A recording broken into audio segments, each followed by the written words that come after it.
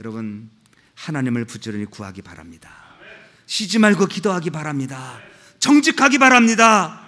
그리고 하나님 앞에 인정받는 여러분 되어지기 바랍니다. 사실 정직이라는 것이 굉장히 중요한 무기입니다. 그러나 사실 우리는 교회에서 다 찬양하고 하나님께 영광 돌리는 거룩한 모습만 보기에 정직함을 구별하기가 사실 어렵습니다. 그러나 하나님은 마음을 보십니다. 그리고 그분이 청결한지 정직한지를 주님은 보고 계십니다. 목사는 몰라도, 성도들은 몰라도 하나는 그 마음을 꿰뚫어 보고 계신 분입니다. 그러므로 욥에게 내가 기도할 뿐만 아니라 내가 청결하고 정직하면 하나님이 너를 형통케 해주겠다. 고난과 역경을 당해도 재산 다 잃고 자녀 다 죽고 아내도 떠나고 본인은 피부병이 생겨서 기아 조각을 집어서 몸을 벅벅 긁고 있는 상황이지만 그래도 기도하고 그래도 정직하고 청결하면 하나님 너를 돌보실 것이다. 과연 그 말대로 욥은 놀라운 은혜를 갑절로 받게 되었습니다. 하나님은 기도하는 자를 살리십니다. 다니엘도 기도한 사람이었습니다. 그러나 특별히 다니엘의 기도는 습관적인 기도였습니다. 다니엘서 6장 13절에 그들이 왕 앞에 대답하여 가라되 왕이여 사로잡혀온 유다 사손 중에 그 다니엘이 왕과 왕의 어인이 찍힌 금령을 돌아보지 아니하고 하루에 3번씩 기도하나이다.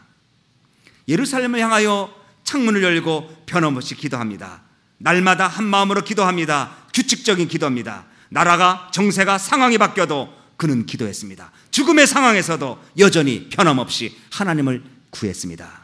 이 기도가 갑자기 오는 것 아닙니다. 매일 삶 속에서 습관이 될 때 가능한 것을 믿으시기 바랍니다.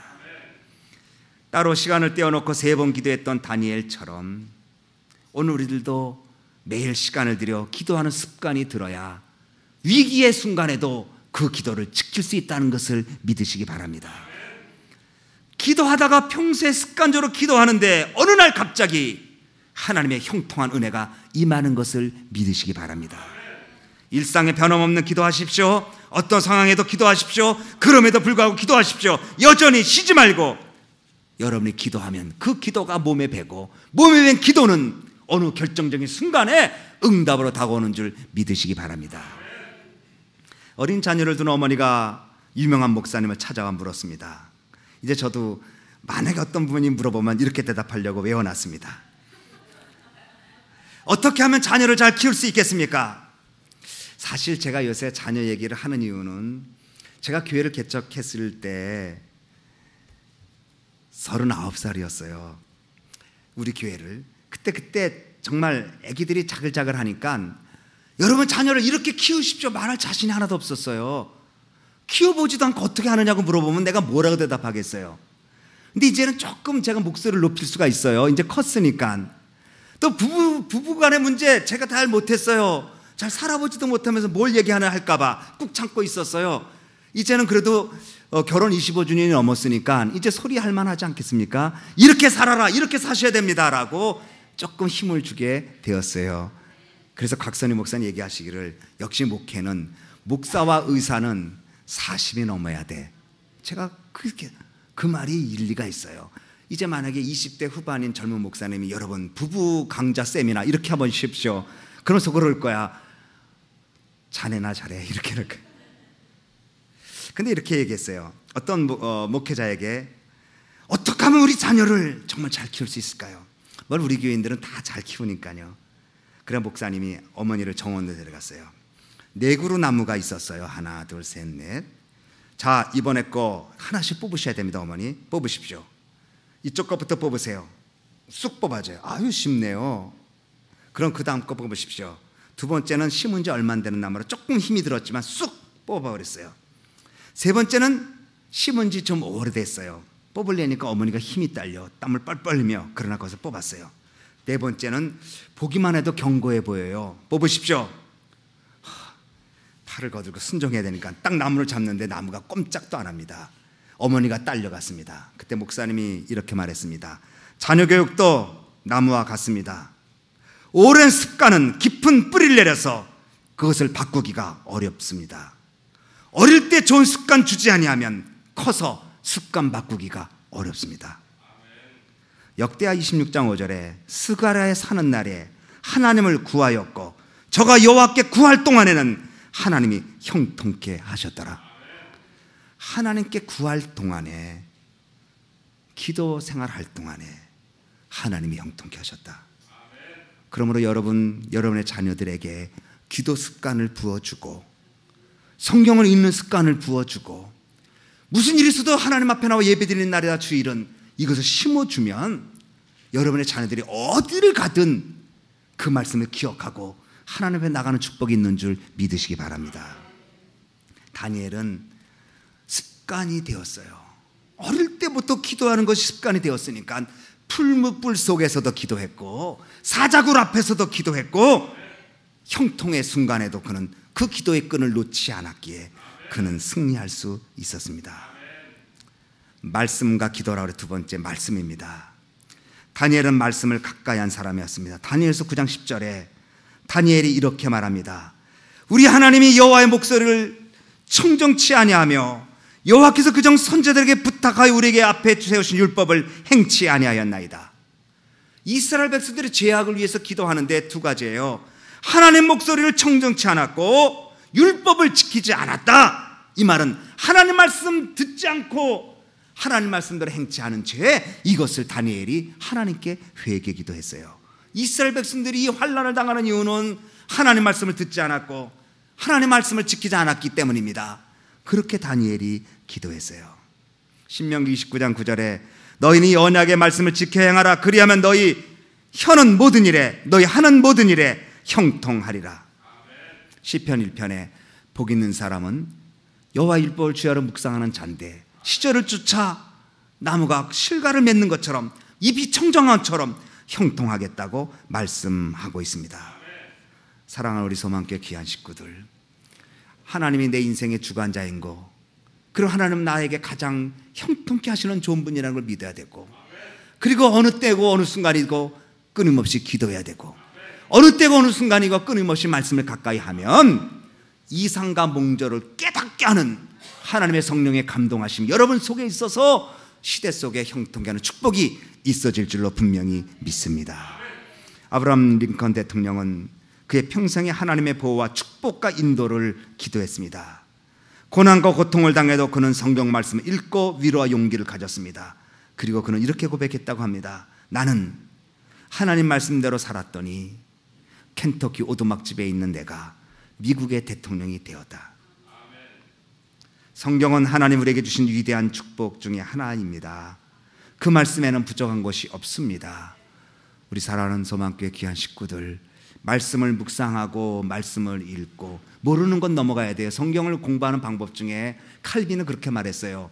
생선 먹듯이 성경을 읽어라. 여러분, 생선을 먹을 때 먹는 부분만 먹잖아요. 가시는 안 먹잖아요.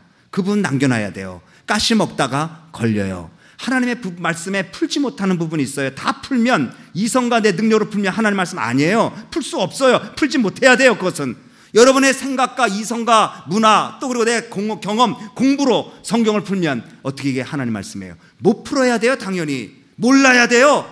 하나님 허락하신 부분만 와야 돼. 그거 넘어가면 기록된 말씀 밖에는 넘어가지 말라. 그거 넘어간다고요.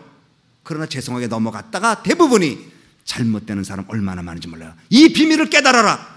아, 비밀 아니야. 과거부터 지금까지 비밀은 예수 그리스도밖에 없어요. 근데 우리는 묘하게 넘어가려고 그래. 선악과예요. 그거 건드리고 싶어요. 지혜롭게 하고 싶어요. 그럼 하나님은 침묵하고 있으라고 그래요. 모르는 건 모르는 거예요.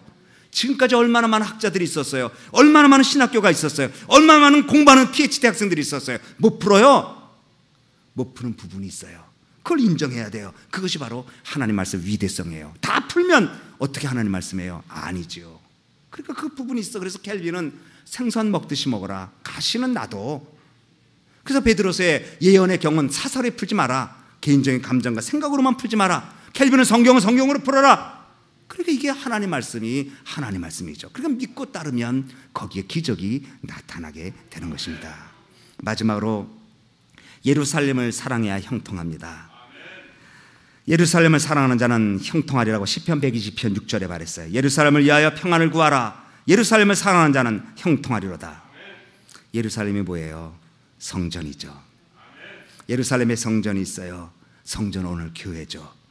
교회를 사랑하고 공동체를 사랑하고 교회를 귀하게 여기고 하나님의 공동체 속의 믿음을 지키면 형통케 하는 축복이 있는 줄 믿으시기 바랍니다.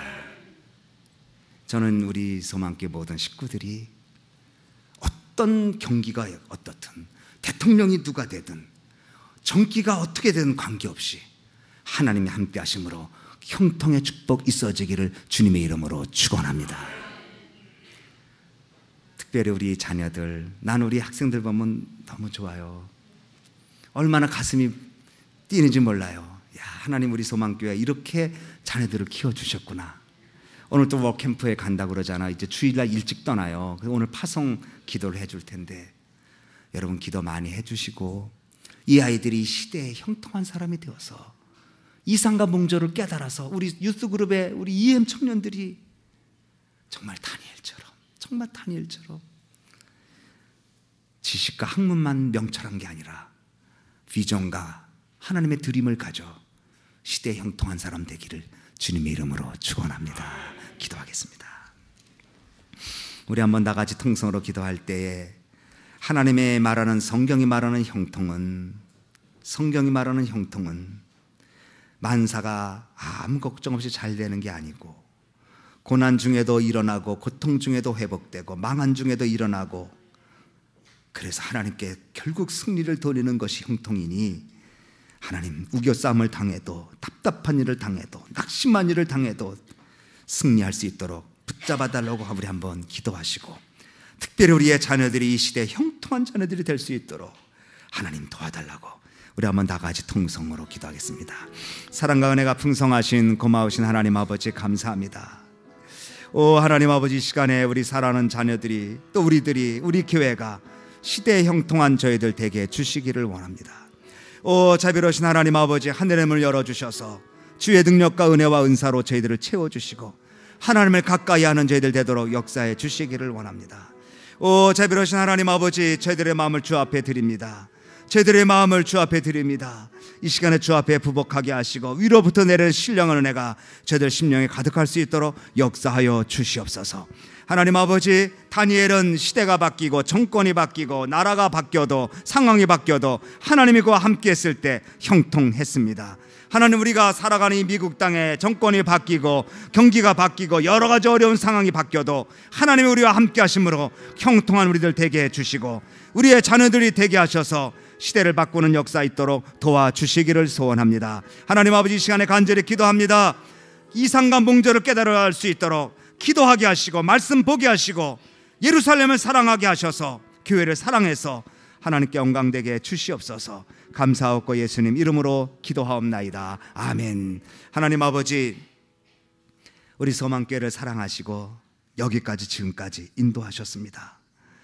세상 사람들은 형통이라는 단어를 단순히 물질적이고 소유함과 그리고 아무 일이 없는 것을 말하지만 그러나 성경은 하나님이 함께하는 것이 형통이라고 말했으니 바라게 우리 살아가는 소망교회 모든 교우들이 하나님과 관계성 속에서 형통함을 얻어 다른 일도 형통의 축복을 받게 해 주시옵소서. 하나님 다니엘은 시대를 바뀌고 문화가 달라지고 언어가 다르고 대통령이 달라졌어도 하나님이 그와 함께함으로 형통한 것처럼 우리 소망교회 모든 교우들 특별히 우리의 자녀들 형통케 주시옵소서. 감사하고 예수님 이름으로 기도하옵나이다. 아멘.